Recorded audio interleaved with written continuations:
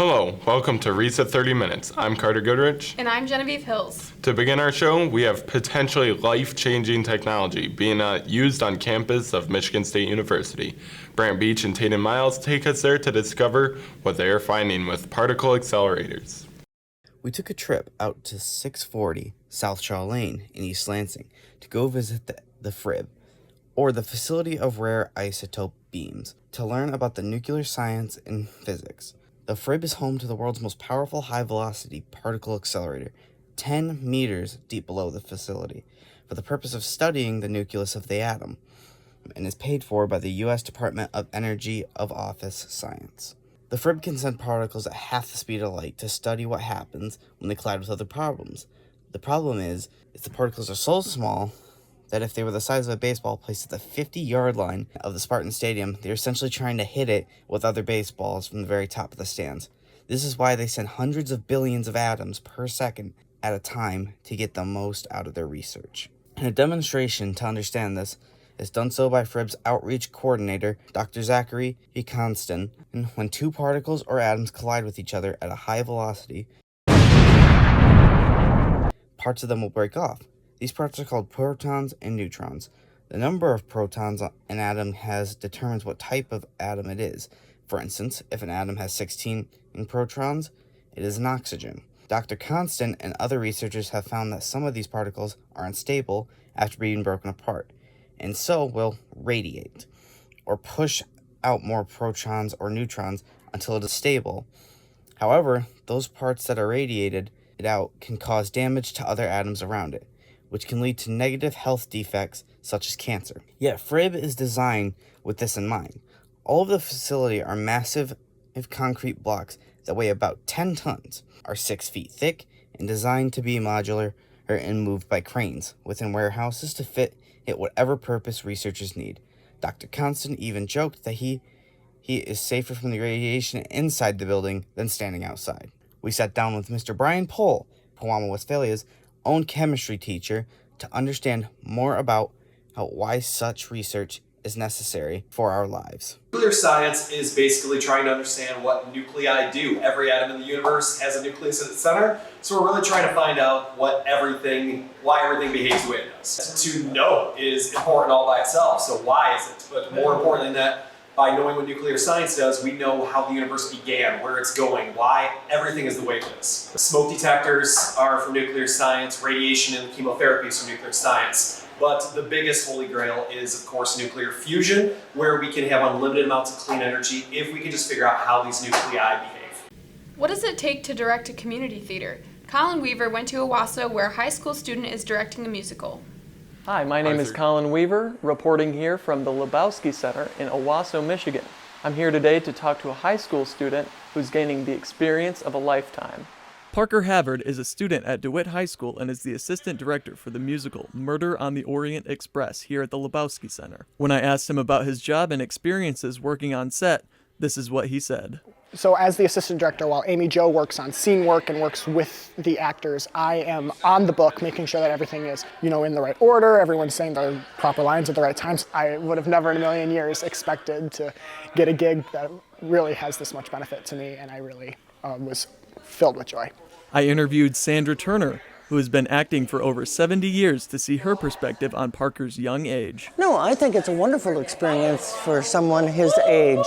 And he's been very, very helpful, and he's been filling in a lot on the roles. For one thing, he provides the youthful look at things, which is good, and I think it's a good experience for him and for the cast. Show dates are April 19th through the 21st and April 26th through the 28th. More information can be found on the Lebowski Center website.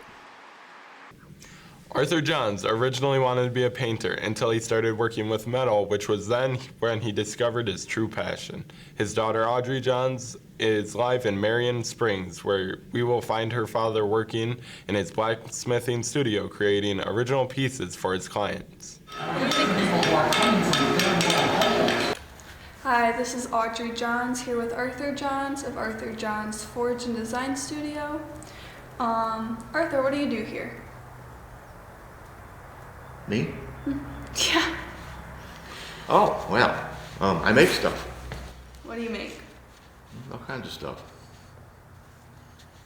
Can you go a little more in depth? Sure. I make sculptures, and I make gates and railings. Basically anything anybody's willing to pay me for. Okay. How long have you been located here? I have been in the central Michigan area since 1998. How would you describe your profession?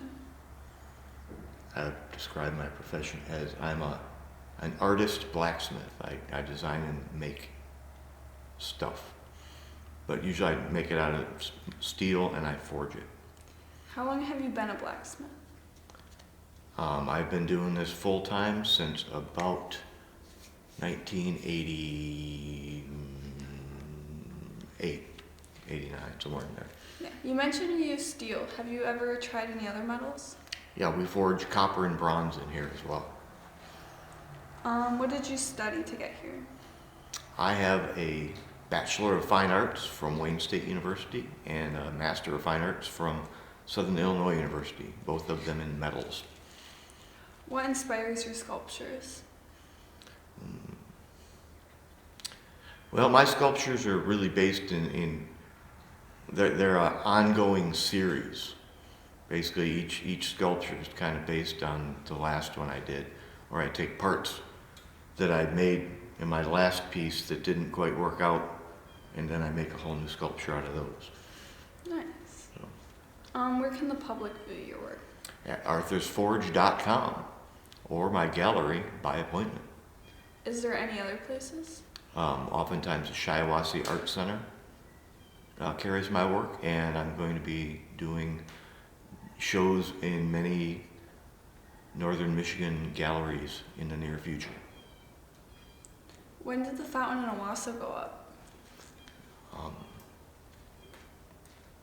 I don't remember. I think it was probably 2000, well, it was at least 2008 or 9, maybe 2010. I'm not sure. What is your favorite part about being a blacksmith? My favorite part about being a blacksmith is that I get to make stuff.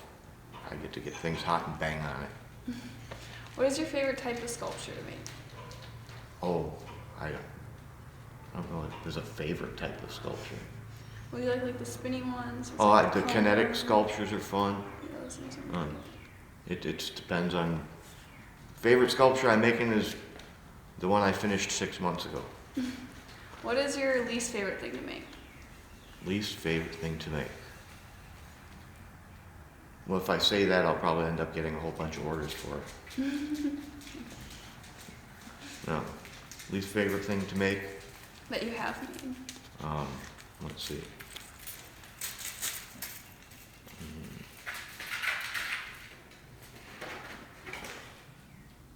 I can't think of anything that I least like to What make. about my sword? Do you know The sword, I made that when I was just starting out. You don't like swords? Well, I don't dislike swords. It's just a matter of bladesmithing is fun, and I got started out bladesmithing. But I like getting the metal hot and banging on it. Yeah. That's my favorite part. And when you get right down to tool, like sword making, knife making, there's just a ton of polishing. And the less polishing I do, the better.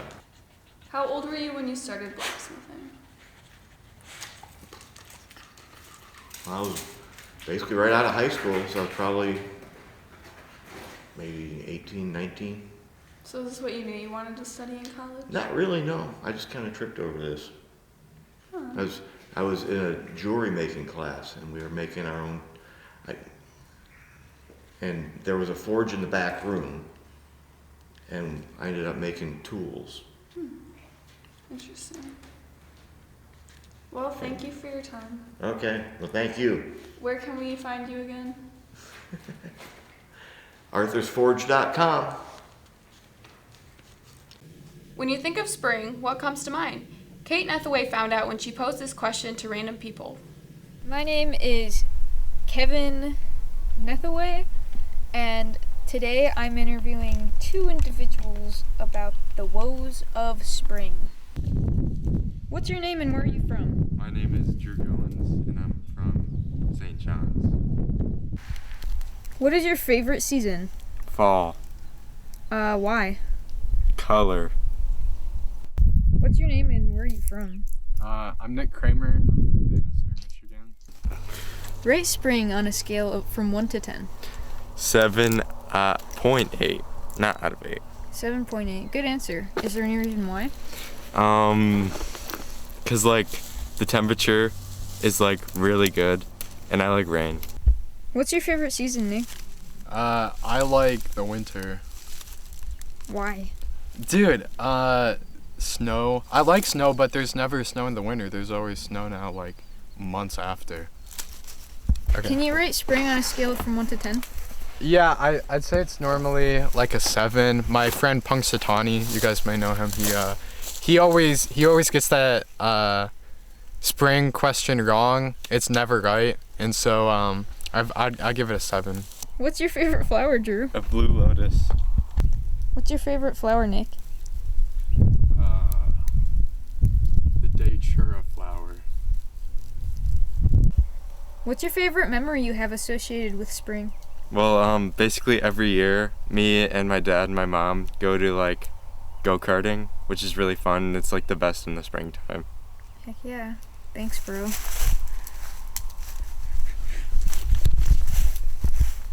What's your favorite memory associated with spring? This one time, it's hard to remember. It was the night after I got hit by a train.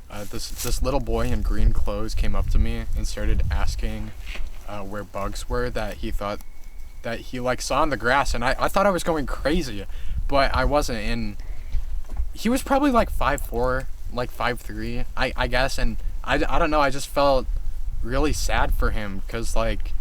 Yeah, and then he wanted a selfie with me, so I didn't know if he thought I was famous or something. Like, I was wearing, like, a cast. But besides that, I think that's my favorite spring. I've never, like, needed to autograph somebody before, so that was pretty cool. Okay. Mm-hmm. Well, that was all for our spring interview. Back to you in the studio. Around Christmas time every year, the small town of Ashley comes alive with holiday Christmas theme highlighted by the arrival of the Polar Express. Olivia Kuhn heads to this small town to find out what it takes to put this seasonal event together.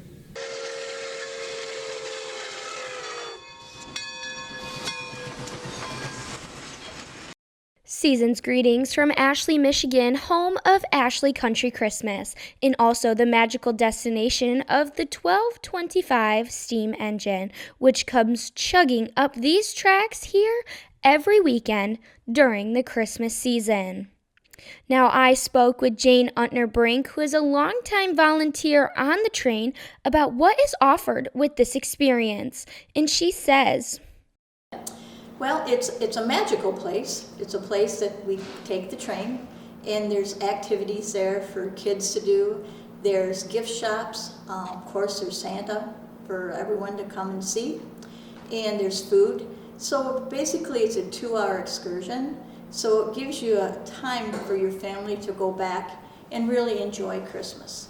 Now, when riding the train, there are many different options for car classes. First is the Cocoa class. In these cars, you will receive unlimited hot chocolate and a souvenir mug as well, and also a bell. Next up is Coach class, and in here you will receive 1 cup of hot chocolate to enjoy on the ride. There is also 2 dining cars available, which are called the Claus Club. Here there are tables of 4 that you can sit at, and you'll receive the same things as you would in the Cocoa class. And finally, there are cabooses and private cars available to rent out as well. Now, I also spoke to Dean Pyers about why he thinks people would want to enjoy this experience, and he says, trains have always invoked a certain sense of nostalgia and history. People enjoy the history of it, the thought of traveling. The railroad really changed the way people got around in the country. You could go travel much further distances a lot faster than you could on foot or horseback or anything that had come before that. It's been said that a steam locomotive is the closest thing humans have ever designed and built to a living creature. It breathes the smoke, the fire that's coming out of the steam engine. It reminds people of something that's alive, and I think that draws people in to see it and to ride behind it. When asking Jane this question, she replied, Oh, I would have to say 1225, steam locomotive. It can't get any better than that. Just being behind that, or even if you don't have the opportunity to ride it, just watching it go by is a magical thing, especially at Christmas time. For more information regarding this event, you can head to MichiganSteamTrain.com, where you'll find a tab there called North Pole Express, and under there you'll find any information you may need regarding this event. And also, the Steam Railroading Institute, located in Owasso, holds tours every Friday and Saturday during the summertime. Now, the question on everybody's mind is, does the 1225 have any connection to the movie The Polar Express? And indeed it does. Now, they pulled sounds from the 1225's train and its cars, and they use that in the real movie. So it's so neat to see something so local to us in the mid-Michigan and Ashley and Owasso area get its own special spot in the spotlight. I'm Olivia Kuhn reporting here in Ashley for RESA 30 Minutes. Back to you in the studio. Cubo, an alternative rock band formed in an Elsie garage. Half of its members are still in high school while the remainder are recently graduated. Myself and Ethan Orell have went to Elsie, where we find this garage band creating their own original music.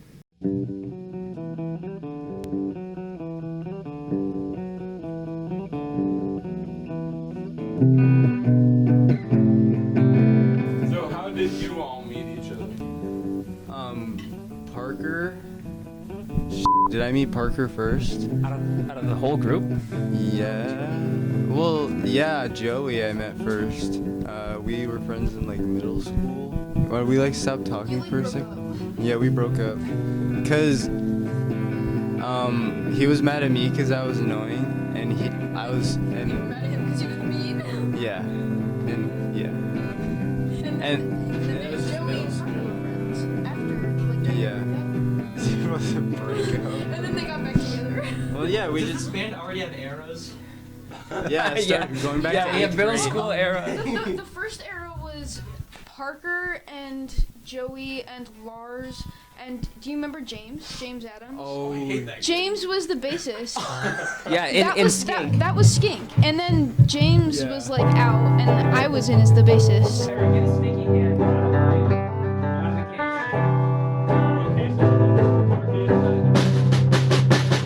We were just like kind of on hiatus a little bit. We weren't really doing anything, and then we got him in the band now. Dude, we hung out. We invited James back.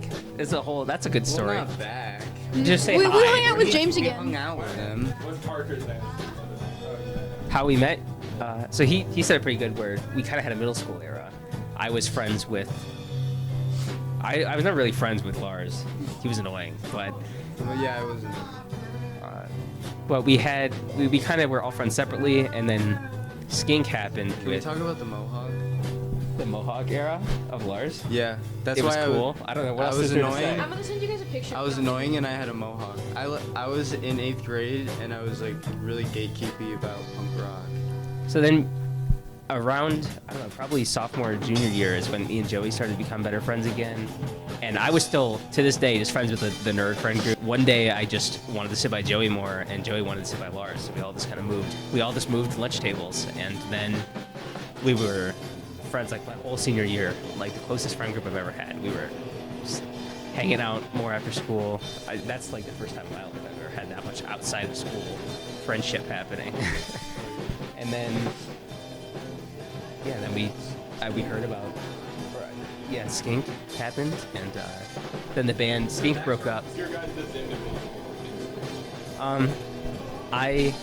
For how I play and the things that I play, it's pretty varied. I listen to a lot of different kinds of music, so I guess I could say all like 70s, 80s, 90s, all, like cool bands from them, and Hum. So Hum and like Led Zeppelin are my. I can hear a little bit of Muse in your keyboard. Yeah, if you ever listen to Muse. I love Muse. Yeah, that's my When I play keyboard parts, definitely Muse. Well, yeah, I definitely think of Muse. When I think of you, like, if I were to... Muse and Cage the Elephant. Yeah. So what my inspirations are different than what everyone else thinks my inspirations are. That's what you're like that in my head. They're kind of right about Cage the Elephant and Muse. Muse. I like Home and Dinosaur Jr. I really like Dinosaur Jr. Dude, they're f***ing awesome. We're gonna go all the way to Georgia to see American football and Dinosaur Jr. He's gonna be baller. Of course he wants to see American football. He's obsessed with Midwest football. Yeah, Nick's inspiration is Midwest. When we first met him, me and Lars were like, after like we played with him the first time, we're like, oh my god, he sounds so much like he sounds like he's trying to be an Alex G song right now. Drew listens to so much Alex. Well, but he doesn't play guitar really. Not you were like unironically in like emo tuning. Dude, yeah, you're tearing you down, dude. I mean, it's cool. Okay, yeah, it's pretty, but like, it's okay, Nick. We need one of those in every band. It gives it the flavor, you know. Yes, Smashing Pumpkins, Hum, and Dinosaur Jr. It's What more. about you, Katie? It's cool. Yeah, Katie. You wanted this question. All right, Katie. You started jumping when we asked this question. Well, okay, it's because, okay. What's your name and what's your girl bands? Avril Lavigne. Your shoes are so tiny. Avril Lavigne is awesome. No one can convince me otherwise. Yeah, Avril Lavigne is good. She might be an industry plant, but she's cool. Dude, I'm like a rock chick. Dead, she's dead. I'm like a rock chick. I just like to rock. You're more punk if you don't say you're punk. My first the first inspiration I like think of is in 7th grade I heard the song Dance Dance by Fall Out Boy. Even you know the bass line at the beginning? The bow bow bow bow bow bow bow bow. I actually love that song. Dude, it's so good. I heard that bass line and I was like, oh my god, that's so cool. Like I really want to be able to play that. And then I just like, ever since then, started listening. You're really distracting me. That's like probably my first inspiration. But now, like the latest one I can think of is if anybody knows the band Hot Rod Circuit, they have a song called Knees, and the bass in that song is really good. How did you get your name? Oh yeah, Kate, give us the rundown. Oh yeah. So I don't remember who all was there, but I do remember me and Lars were there, and I think Hiram was there. I was talking about Cubo, like the old TV station that used to have cartoons for kids that didn't have cable. I was there when you were trying to figure out names and when you come into class. Cubo. Yeah. For the longest time you guys didn't have a name. Yeah. It was like it had really crappy animation and it like kind of freaked you out. I think like Donkey Ollie. It was either that or PBS Kids, and PBS Kids like stopped showing cartoons at a certain time. How'd you find out Cubo was a thing? I didn't have cable. I had the free TV, and a couple other of us had the free TV, and it just brings back good memories. I think they would like it. I think they'd be honored. It's just a cool word. It's hard to be controversial. It's not like something stupid. It's just, it sounds made up, you know? And Q is cool. You can put Q everywhere. We had to check the trademark on Cubo, make sure, because it is this TV station. Inspired from the TV station? Yeah, dude. I think both that, but also it's always trademarked as Cubo TV or Cubo.TV. Cubo Night Owl. Yeah, he's right. Yeah, that was the trademark. Cubo Night Owl. So we are able to be just Cubo. Yeah. Anyways, Cubo. Yeah. I don't know, it's cool. I do one question. Nick does a question. No. Tell us a joke. All you have to say. I have a default joke. It's kind of bad. Do the tuning one. Well, that one's pretty. You can't really tell that as a joke. Well, you have to. My default joke is, why did the strawberry cross the road? Because its mother was in a jam. Kyron, do the badum tis. Alright. So 2 olives are on a table, and one of the olives falls off the table, and the olive on the table says, "Yo, are you okay?" And the olive that fell off the table said, "I'll live."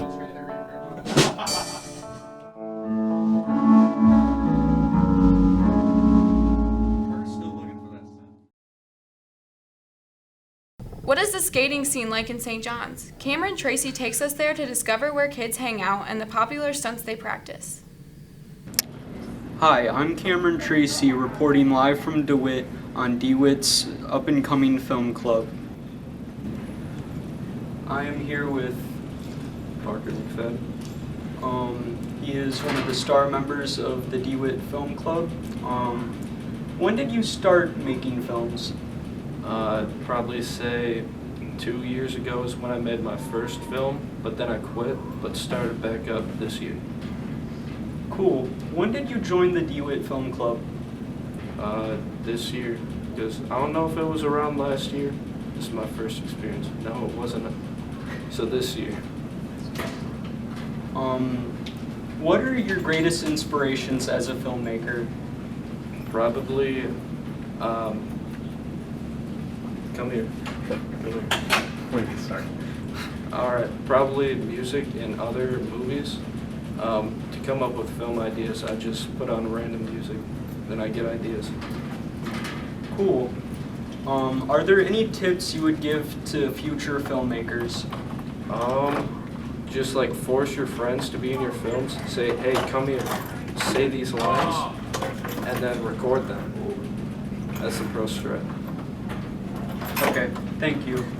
Are there anything else you would like to say?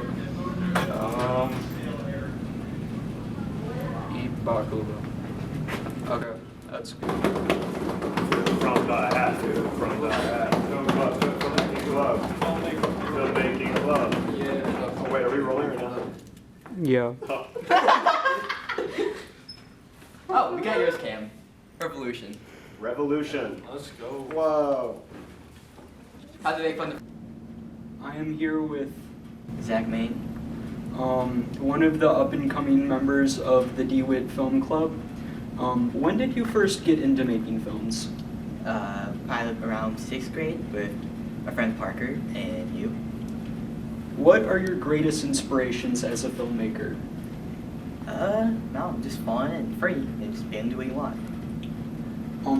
Have you been inspired by any particular filmmakers in the past? No real filmmakers, but definitely inspired by Jeff Crowley. Okay. And is there any advice you would like to give to future filmmakers? Your first film won't be perfect, and just have fun with it. Is there anything you would like to add? No. Okay. Now we just got to record. This has been Cameron Tracy, live in DeWitt. Now back to you at the studio. Spring sports are in full swing. I went to Ovid-Elsie High School to discover the goals for their winning varsity girls soccer team this season. In recent years, the girls' varsity soccer team has been successful in winning their conference nearly every year. However, winning a district title has been a different story. Second-year head coach Jerome White has made winning districts a top priority for the team, but they must win crucial games against tough teams, including Williamston, to do so. The players are fantastic, so we know that we have the deck stacked against us a little bit. Williamston knocked Ovid-Elsie out of districts last season, but Coach White believes the girls have what it takes this year. But I think that we have enough intangibles, enough heart, in order to be able to make it a competitive game. And if it's a competitive game, in the final 10 minutes, I like our chances. However, the Marauders Conference is not usually very challenging, which makes preparing for district games against former state champs a struggle. We just kind of got thrown in, and we hadn't seen necessarily the amount of speed and skill. We weren't ready for the pressure. However, this year they've stepped up their game. We racked up our non-conference schedule, so we're going to see quality teams before we get into the tournament. The girls will play tough opponents such as DeWitt, Fenton, Elk Rapids, Lansing Everett, and others to prepare. Although there's a lot of hard work to be done for a successful season, the Marauders have another thing going for them this year. Ovid-Elsie is hosting varsity soccer districts for the first time in school history. The fact that we're hosting districts and we get to play on our field, where we have the advantage, where we play on this turf, we train on this turf every day, I think that'll give us a little bit of a leg up. Senior captain Evelyn Cole is looking forward to it. I'm super excited. I honestly never thought we'd get to in my years of high school. Considering their schedule, home field advantage boost, talented returners, and an overall effort as a hardworking team, the Marauders are very hopeful for a better outcome this season. I think districts will be tough like they usually are. We'll play Williamston, but I think we'll definitely have a better shot this year. This is Genevieve Hills with RESA 30 Minutes. Lastly, dumpster cats, a group of feral cats living in their own town of Bath. Community members and passers-by have taken notice and now feed these animals.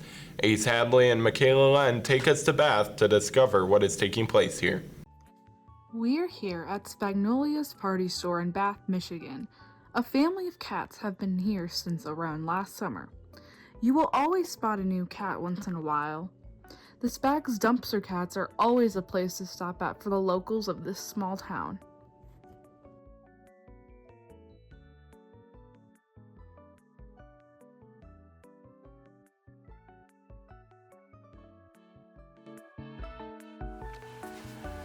Hi, I'm Moon and I love cats. So Moon, how often do you go see the cats? I see them every single day on my way home from work. Do you ever feed them? I do feed them. I feed them as often as I can, usually on the weekends. Do you ever see like the same cats when you go? Yes, I do see the same cats, all the gray ones, and then yeah. How does seeing the cats make you feel?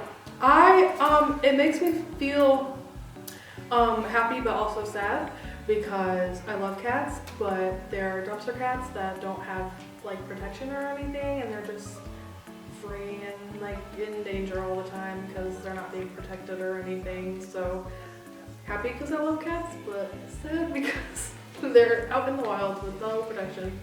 Have you spread your concern to any others?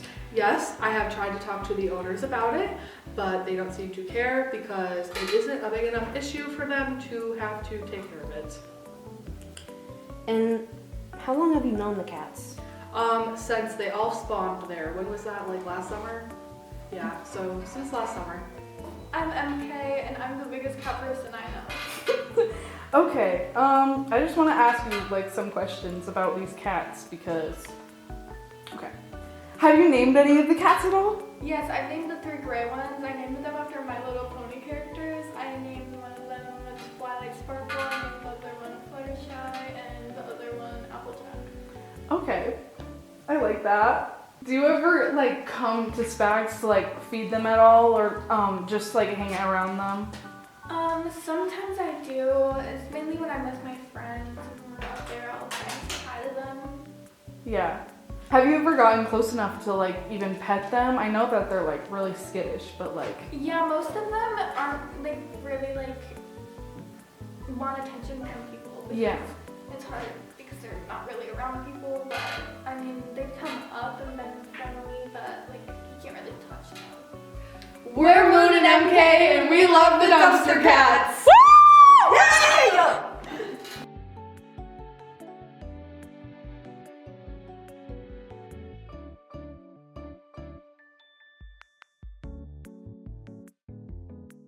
Well, that's all for RESA 30 Minutes. Thank you for watching.